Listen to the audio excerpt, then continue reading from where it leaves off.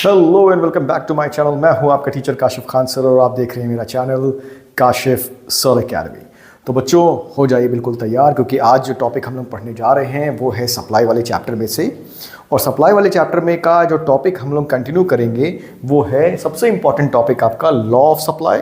उसके आगे है reasons of law of supply और फिर जो थर्ड टॉपिक है वो है exceptions to the law of supply. तो बिना टाइम वेस्ट किए चलिए जल्दी से हम लोग आज का सेशन स्टार्ट करते हैं। So let's quickly begin the session.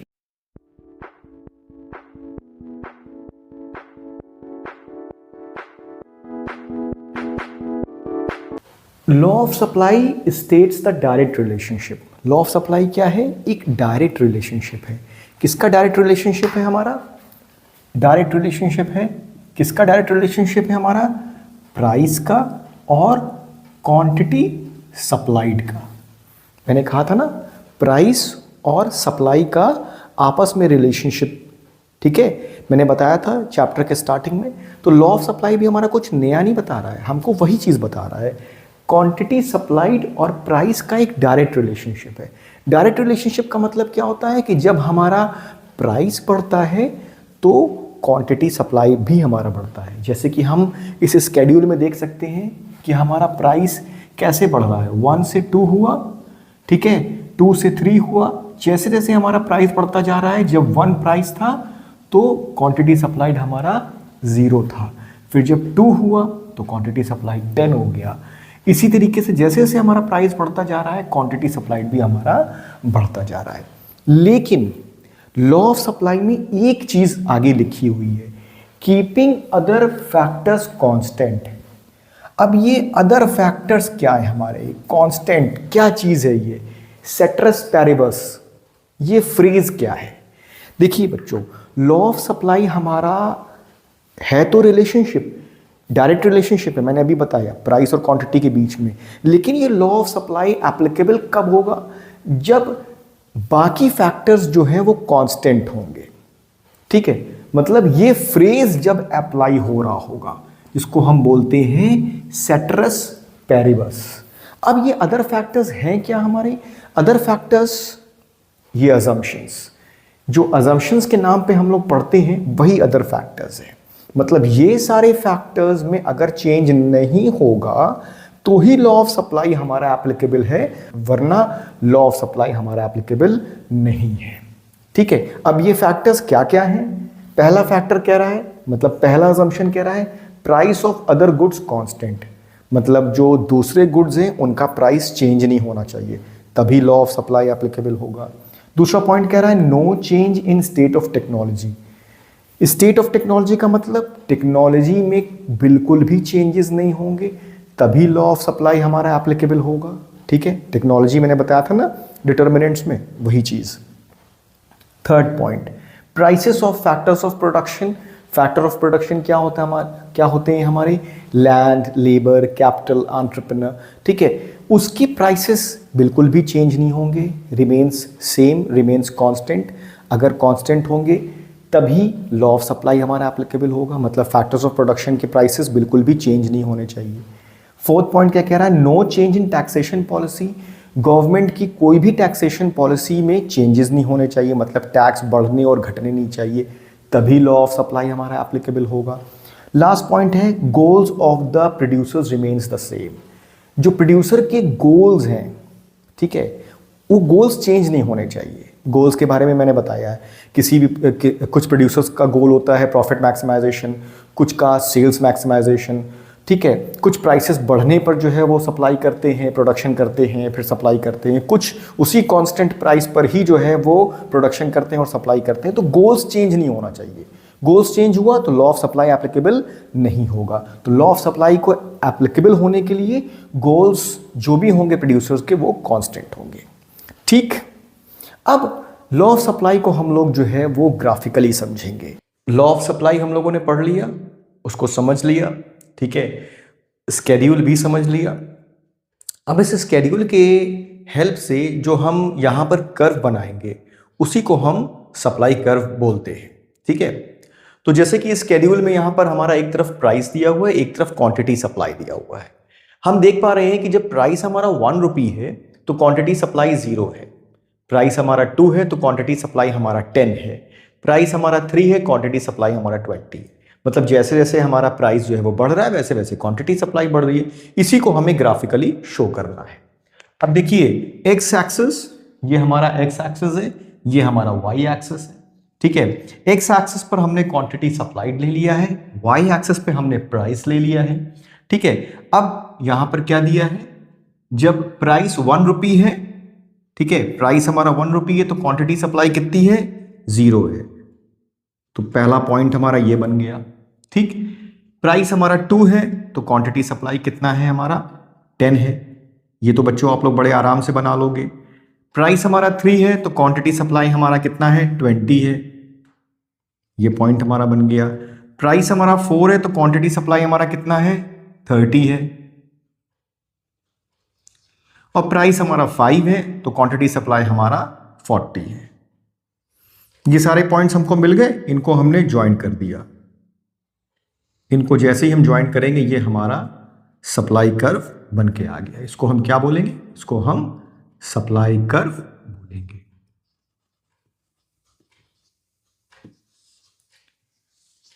अब सप्लाई कर्व क्या है, ग्राफिकल रिप्रेजेंटेशन है हमारा लॉ ऑफ सप्लाई का। एक बार फिर से हम लोग लॉ ऑफ सप्लाई को रिवाइज करते हैं। लॉ ऑफ सप्लाई क्या है हमारा, डायरेक्ट रिलेशनशिप है between price and quantity supply.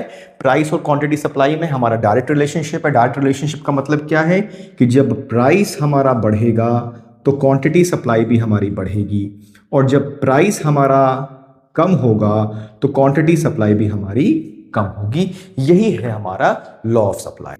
Reasons for law of supply क्या है हमारा, reasons of law of supply ये हमारे पॉइंट्स हैं। पहला पॉइंट क्या कह रहा है, प्रॉफिट मोटिव। हमने शुरू में आपको बताया था कि जो हमारे सप्लायर्स होते हैं, जो हमारे प्रोड्यूसर्स होते हैं, वो प्रॉफिट मोटिव के लिए जो है वो सप्लाई करते हैं। अगर उनके गुड्स के, उनका जो भी कमोडिटी वो प्रोड्यूस कर रहे हैं, जब उसका प्राइस बढ़ जाता है तो वो उसको ज़्यादा से ज़्यादा मार्केट में सप्लाई करना चाहते हैं और ज़्यादा से ज़्यादा सेल करना चाहते हैं।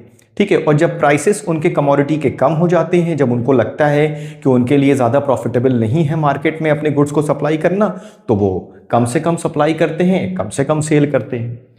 सेकेंड पॉइंट है हमारा change in number of firms. NO का मतलब नंबर ऑफ फर्म्स।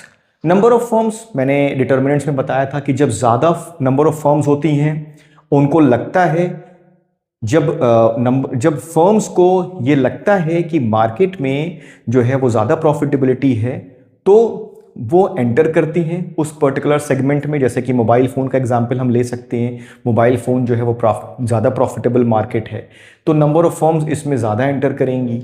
ठीक है, और ज़्यादा से ज़्यादा सप्लाई करेंगी, ज़्यादा से ज़्यादा सेल करेंगी। ठीक, क्योंकि उनको ये मालूम है कि प्राइसेस जो है वो बढ़ रहे हैं, तो हम ज़्यादा से ज़्यादा मैन्युफैक्चर करें और ज़्यादा से ज़्यादा सप्लाई करें। और जब नंबर ऑफ़ फर्म्स को ऐसा लगने लगेगा कि कोई पर्टिकुलर मार्केट ऐसी है जिसमें कि वो ज़्यादा प्रॉफिटेबिलिटी उनके लिए नहीं है, जैसे कि टाइपराइटर हो गया या प्रिंटर हो गया, तो वो उस मार्केट से, मतलब उस चीज़ के प्रोडक्शन से हट जाएंगी, क्योंकि उनको उस पर्टिकुलर प्रोडक्ट के प्रोडक्शन में लॉस हो रहा है। तो फिर वो ज़्यादा सप्लाई भी नहीं करेंगी और ज़्यादा जो है वो प्रोडक्शन भी नहीं करेंगी और ज़्यादा सेल भी नहीं करेंगी। थर्ड है हमारा चेंज इन स्टॉक। अब जब प्रोड्यूसर्स को ये लगता है कि मार्केट में प्राइसेस उनके प्रोडक्ट के अच्छे होने वाले हैं, मतलब जो भी प्रोडक्ट वो प्रोड्यूस कर रहे हैं उसका अच्छा प्राइस मिलेगा, तो वो अपने स्टॉक में से ज़्यादा सप्लाई करने के लिए तैयार हो जाते हैं। और जब उनको लगता है कि मार्केट में प्राइसेस जो हैं वो कम होने वाले हैं उनके पर्टिकुलर प्रोडक्ट के, तो वो स्टॉक में से ज़्यादा सप्लाई करना पसंद नहीं करते हैं। वो अपने ज़्यादा से ज़्यादा स्टॉक को खाली नहीं करते हैं और वो वेट करते हैं कि फ्यूचर में जब प्राइस हमारा बढ़ेगा तब फिर हम जो है वो ज़्यादा से ज़्यादा इसको सप्लाई करेंगे। भाई लॉ ऑफ सप्लाई हमें क्या बताता है कि जब प्राइस हमारा बढ़ता है, ठीक है, तो सप्लाई भी हमारी बढ़ती है, और जब प्राइस हमारा कम होता है तो सप्लाई भी हमारी कम होती है। लेकिन इन केसेस में लॉ ऑफ सप्लाई हमारा एप्लीकेबल नहीं हो रहा है। ऐसा क्यों, इसको समझते हैं। इसीलिए इसको एक्सेप्शंस कहा गया। पहला है हमारा एग्रीकल्चर गुड्स। अब देखिए एग्रीकल्चर गुड्स क्या होते हैं हमारे। एग्रीकल्चर गुड्स का मतलब जैसे कि हम जो भी फार्मर्स क्रॉप्स ग्रो करते हैं, मान लीजिए वीट, राइस या कोई भी किस्म की दाल हो गई, ठीक है, या किसी भी किस्म की एग्रीकल्चर प्रोडक्ट हमारे हो गए, ठीक है, एग्री गुड्स जो हमारे हो गए, एग्रीकल्चर जो होता है वो हमारा क्लाइमेटिक कंडीशन पे बेस्ड होता है। किस पे बेस्ड होता है? हमारा क्लाइमेटिक कंडीशंस पे बेस्ड होता है, क्लाइमेट पर बेस्ड होता है। मतलब उसका जो प्रोडक्शन होता है वो क्लाइमेट के कंडीशन पर बेस्ड होता है। तो हम उसका जो प्रोडक्शन होता है वो हम प्राइस के हिसाब से मार्केट में सप्लाई बढ़ा और घटा नहीं सकते। ठीक है, अब भाई क्लाइमेट की वजह से या अनफोर्सीन क्लाइमेटिक कंडीशन की वजह से जो है वो हम ज़्यादा प्रोडक्शन नहीं कर पाए। भाई हिली एरिया है, वहाँ पर हम चाय की पत्ती जो है वो ग्रो कर रहे हैं, ठीक है, उसका एग्रीकल्चर कर रहे हैं, वहाँ पर क्लाइमेटिक कंडीशन फेवरेबल नहीं था, इसलिए हम जो है वो उसको ज़्यादा प्रोड्यूस नहीं कर पाए। ठीक, तो ऐसे कंडीशन में हम प्राइसेस बढ़ने का वेट नहीं करेंगे कि प्राइस बढ़ेगा तो हम ज़्यादा सप्लाई करेंगे। ठीक है, तो हमको जो है वो एग्जिस्टिंग प्राइसेस पर ही मार्केट में उसको सप्लाई करना पड़ेगा। वहां पर जो है वो हम अपने प्रोडक्शन को सप्लाई के प्राइस के अकॉर्डिंगली जो है वो घटा बढ़ा नहीं सकते। सेकेंड है हमारा रेयर आर्टिकल्स। रेयर आर्टिकल्स क्या होते हैं? हमारे एंटिक चीजें, एंटिक चीजें जैसे कि कोई एंटिक पेंटिंग है, ठीक है, कोई एंटिक टॉयज है, कोई एंटिक कॉइन है हमारा, कोई एंटिक करेंसी है पुरानी, जिसके प्राइसेस जो है वो हाई होते हैं, फिर भी जो है वो उसकी सप्लाई हम ज़्यादा नहीं बढ़ा सकते। क्यों? क्योंकि वो लिमिटेड क्वांटिटी में होते हैं। बात समझ रहे हैं आप? जैसे मोनालिसा की पेंटिंग है या कोई एक ऐसी पर्टिकुलर बुक है जो कि बहुत ही लिमिटेड है या बहुत पुरानी बुक है, ठीक है, जिसका कि हम सप्लाई बढ़ा नहीं सकते, जिसका प्रोडक्शन हम बढ़ा नहीं सकते क्योंकि वो लिमिटेड है, तो ऐसे केस में वो रेयर आर्टिकल्स में आएगा। तो उसकी सप्लाई जो है वो हम प्राइसेस के हिसाब से एडजस्टमेंट नहीं कर सकते कि मतलब प्राइस बढ़ेगा तो ही हम उसकी सप्लाई बढ़ाएंगे। ठीक है, नेक्स्ट है हमारा पेरिशेबल गुड्स। पेरिशेबल गुड्स में हमारा आ जाता है फ्रूट्स, वेजिटेबल्स भी ले सकते हैं हम, ठीक है, मैं शॉर्ट फॉर्म में VEG लिख देता हूं। वो चीज़ें जो जल्दी खराब हो जाती हैं, जो 1 दिन या 2 दिन के अंदर खराब हो जाती है। सब्जी वाला है, फ्रूट सेलर है, वो क्या करेगा? वो शाम को जो है वो सस्ते दामों में गुड्स को निकाल देगा, ठीक है, क्योंकि उसको मालूम है कि सुबह तक जो है वो सब्जियां खराब हो जाएंगी, सुबह तक जो है वो फ्रूट्स खराब हो जाएंगे, सड़ जाएंगे, सड़ने वाली चीजें, खराब होने वाली चीजें। ठीक है, वो पेरिशेबल आइटम्स हमारे वो होते हैं जिनकी खराब होने की संभावना ज्यादा होती है, जो 1 दिन या 1 दिन से ज्यादा जो है वो ज्यादा नहीं चल पाते। तो ऐसे कंडीशन में जो है वो हम प्राइसेस के बढ़ने और घटने का वेट नहीं करेंगे अपनी सप्लाई को बढ़ाने और घटाने के लिए। हम उसी प्राइसेस पर या और कम प्राइस करके ही जो है वो उसको मार्केट में सेल कर देंगे। नेक्स्ट है हमारा बैकवर्ड कंट्रीज। बैकवर्ड कंट्रीज हमारी, हम लोग वर्ड से ही समझ सकते हैं कि बैकवर्ड कंट्री हमारी वो कंट्री होती है जो कि पिछली कंट्री है, मतलब अंडर डेवलप्ड है। ठीक है, अभी वो उसमें प्रॉपर डेवलपमेंट स्टार्ट भी नहीं हुआ है, तो वहाँ पर रिसोर्सेज बहुत कम होते हैं, वहाँ पर रिसोर्सेज की बहुत शॉर्टेज होती है। चाहे एग्रीकल्चर रिसोर्सेज की बात कर लें हम, चाहे फूड आइटम्स की बात कर लें, चाहे फ्रूट्स की, चाहे वेजिटेबल्स की, तो ऐसे जगहों पर जो है वो हम ज़्यादा अपने प्रोडक्शन को बढ़ा नहीं सकते हैं। ठीक है, और वहाँ पर हम प्राइसेस के बढ़ने और घटने से अपनी सप्लाई को एडजस्ट नहीं कर सकते हैं। तो बैकवर्ड कंट्रीज भी हमारे एक्सेप्शंस में आता है। तो ये हमारा exceptions to the law of supply का टॉपिक खत्म होता है। इसी के साथ हमारा आज का वीडियो भी कंप्लीट होता है। और आपको अगर कोई भी कंफ्यूजन है बच्चों, कोई भी क्वेश्चन है आपके माइंड में, कोई कंफ्यूजन है, तो आप कमेंट सेक्शन में मुझे बता सकते हैं। Thanks for watching my video. Love you all.